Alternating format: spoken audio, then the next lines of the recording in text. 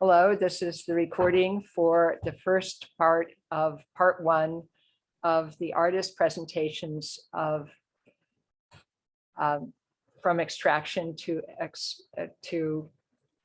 oh my God.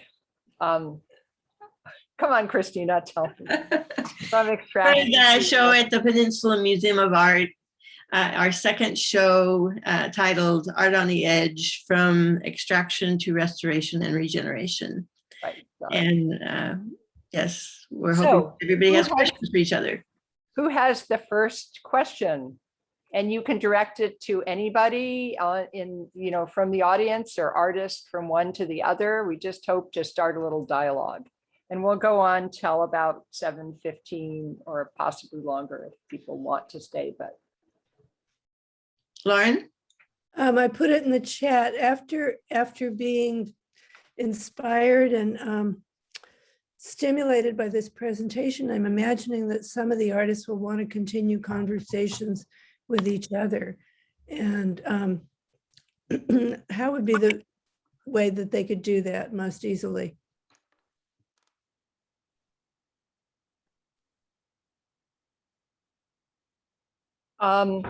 Well, they could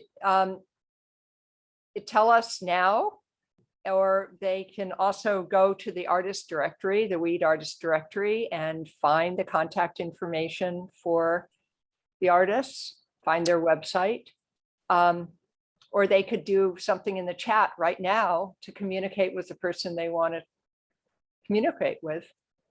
Yeah, I wasn't assuming that everybody had a presence in the directory yet, so that's why I was asking. Well, that's one thing to encourage all of you, because you are now members, that you're welcome, and we encourage you to put in your images in the directory. And one of the things we're updating is a fairly clumsy and difficult system for uploading, but we are working on it, and you can ask for help from us to get it uploaded. All right. And also the emails that have been sent out to the presenting artists, they all have each other's emails in those emails that I've sent. So.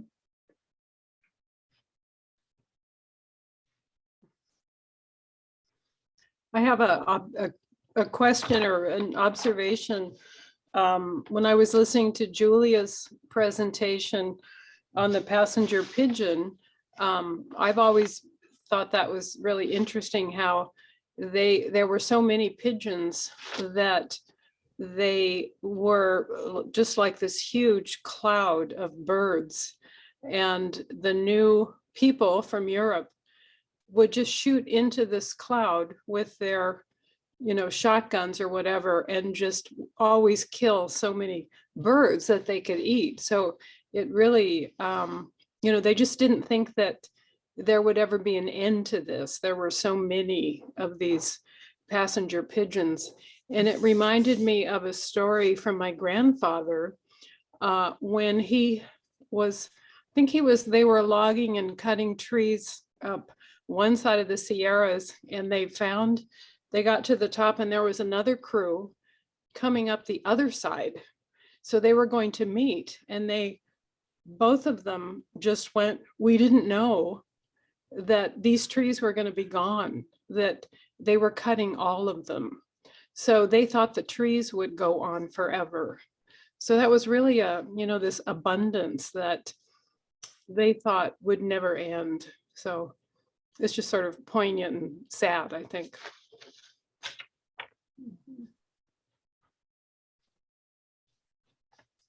And that's an abundance that, had been cultivated and lived with by the humanity living here for thousands of years prior. Yes, and, right. This idea of dominion over the earth, that came from Europe, that was brought over, managed to eradicate that so quickly.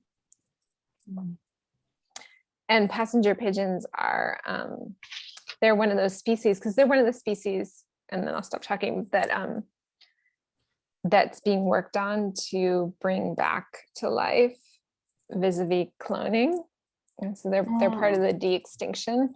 but it's like, what do we do with one? They're a species, like a herd species that only can exist in large groups. You know, it can't really, it's not just an individual. Right. And we stuck the last one in a zoo. You know, Martha. Right. Yeah. That's sort of like the grizzly bear. The last one in California was in the zoo in San Francisco. And I can't remember the name, but when he died, they stuffed him. And you could always go to see this stuffed bear at the Academy of Sciences in San Francisco. And it was there just a few years ago. And then the last time I went, wasn't there. So they have it in storage somewhere. But after it died, we decided that was going to be this on the California mammal is the grizzly bear that doesn't even exist in California anymore. So it's sort of like we don't realize what we had until it's gone, unfortunately. Alicia, what was that word you just used? De-extinction or something like that in regards to the passenger pigeon and cloning? It's such an odd, never heard that before. Yeah, de-extinction. It's a project being worked on by Stuart Brands from the Long Now Foundation, who married a geneticist. And so they're here working on it, but people kind of all over the world are, trying to bring back extinct species. But like, what is that? You know what I mean? Like when we think about functionally extinct, or like is it a passenger pigeon if it's only a handful of them? And can they exist? Like some things, once you lose that mass, they just collapse. They can only exist as a large community. Sounds like the title of the next exhibition. And all that inbreeding too. I mean, it's a. Did Regina have her hand up? Did you have your hand up? Yeah, just pertinent to this extinction of species. I'm working on developing a design for a community mural in Richmond, and looking into the history of the neighborhood. I found that there were these frog farming went on, and they were red-legged frogs. And they were the same frogs that Mark Twain in Calaveras had, the frog, races, and that they were in the millions. And now there are none here. There is like some group in San Diego was harvesting some eggs from a close species of red-leg farms from the Baja and flying them up to a lab in San Diego to try and, develop the species again. But there were literally millions in the, a century and a half ago. At any rate, it's just same. Hi, Regina, they actually got the eggs into some ponds in Southern California. Yeah. Because I know the group that's doing that. So that they're moving forward. It's not a lost cause. Okay. I have two questions for two different artists. Lorraine, I wanted to ask you on the sculptural work on your piece is so exquisite, and I just wanted to ask a little bit about if you mostly do a reduction process or what your making process is. Casting. Yeah, well, when you say reduction, do you mean reduction as in removing material or as in firing and reduction? No, removing. Oh, Removing material. well, it's clay, so you do both reduction and addition. You can, some things I make like with the heads, but most of the bodies are in coils, and then the heads are sometimes coiled or a thick coil, or sometimes they're solid and or sometimes they're on an armature. I kind of fumble around until I can figure something out. They And had to, because they had such an exacting sculptural nature is what it made it look to me as if it had been like, as if stone carved was what it spoke to me. Yeah. Well, there's that, but also addition too. I mean, you can do everything with clay. Clay is wonderful. I agree. And then the other question I had was for Alicia, of wondering, what's the story on the jewelry?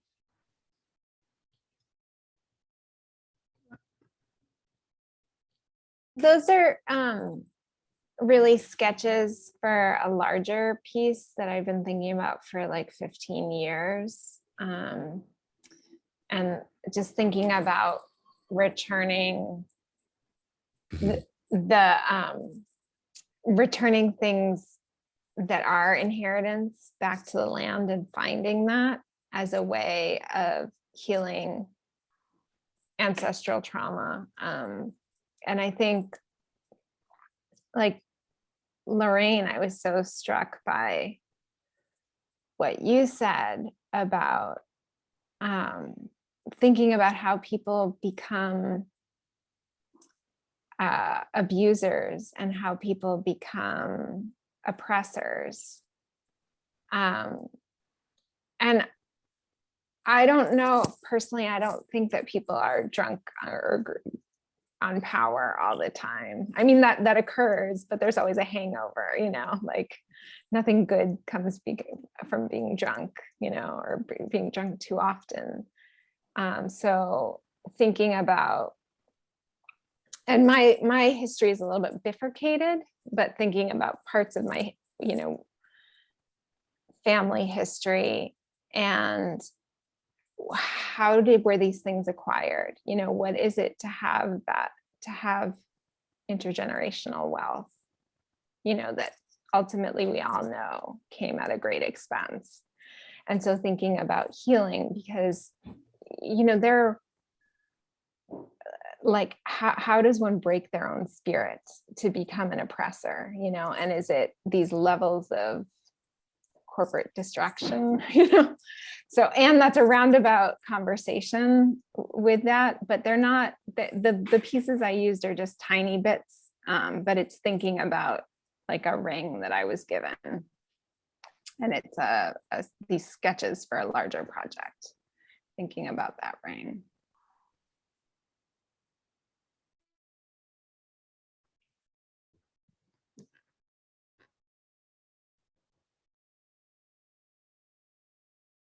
I hope that answered it. Wasn't too rambling. It's still new work. No, I was I was kind of having this, I took it very literally, like family inheritance. So I was kind of imagining the process of thinking of, my mother is 97, so she's recently been wanting to give me lots of things, and like kind of what you do with the thing and how you hold it, and how, I was just curious. It was curious to me, the process to actually take a piece and embed it in, you know, or to take it apart it's bold. So.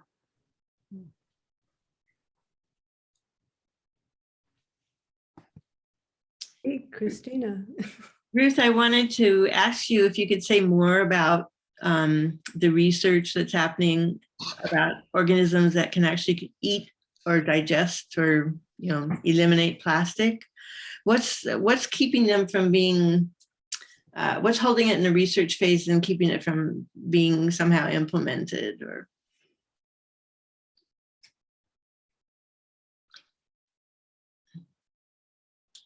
you know, that's a good question. You know, I'm just doing online research. You know, I have done research in the past in libraries, and that's where I would like to see, that's where I would want to do my research, to figure out your question exactly, because you know what you get online. And there are lots of reports. I didn't go over every single one, and some in more detail. But, you know, one of the things about having these organisms and releasing them is that you can't introduce a species without it affecting something else. Right. You know, what else, Mhm. you know, what if one of these bacteria is allowed to, you know, be in a landfill, where else is it going to go and what else is it going to affect? So I think containment is a really important question for any of these things that I presented. Oh, so these are human created organisms?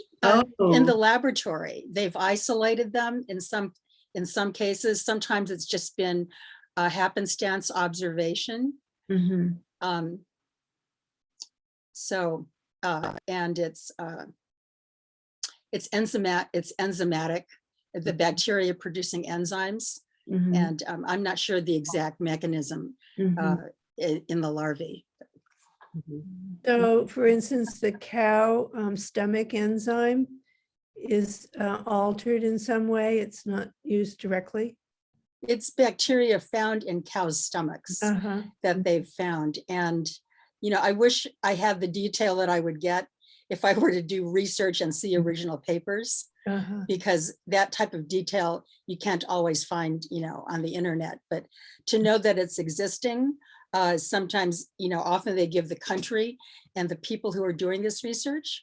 So I believe it's real. It's not, you know, just, you know, passed along as an anecdote. Mhm. Wow. Paul Stamets has done a lot of work using fungal organisms to digest petroleum waste. There's this really great YouTube video on fantastic fungi where he talks about putting oyster mushroom spores on a big pile of petroleum waste, and there are bacteria in the Gulf of Mexico that were starting to break down.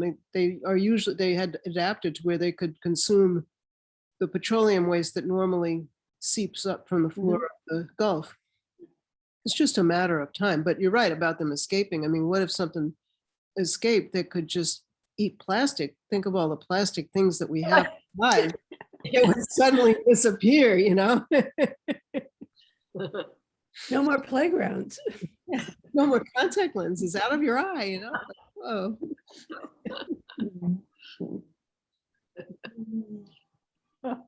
Alicia. Alicia.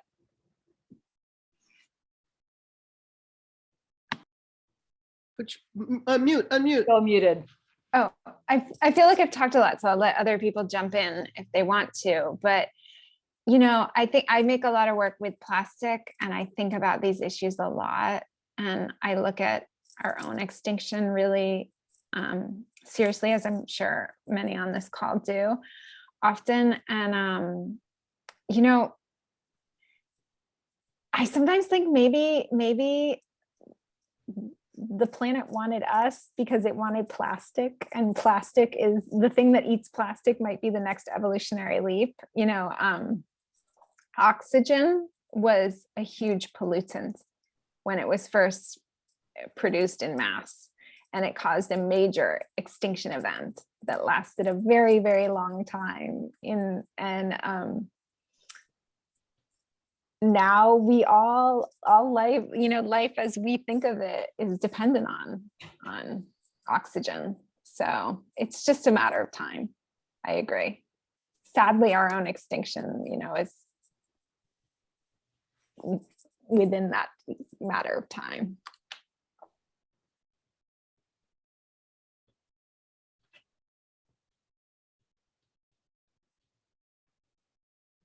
Well, are there any other questions? I have one small question for Lorraine and Ruth. Both of you work in science. I guess, Lorraine, you're a doctor, I understand. And Ruth, you worked in labs. And how does what's the relationship between your art making and your science? Maybe start with Lorraine. I think that the work that I'm doing in the artwork is as much creative as the science work. And I did, when I was in college, I was more research oriented, and that kind of faded away. But I ended up being a doctor, which has very little creativity to it. And so, but that was what I wanted. And yeah, so the artwork is kind of, yeah, I don't know, it's hard to say. I mean, when, I don't know if I can answer that. Thank you. Ruth? Yes, oh, to me. Well, visually, I think I've always liked, I spent hundreds of hours looking at microscope slides. And I think visually, just a uniform slide of a different kind of bacteria, a kind of blood cell, that has always been beautiful to me. And so I think, when I think about the artwork I'm going to make, those are the images that keep recurring in my head. And finding ways to represent that.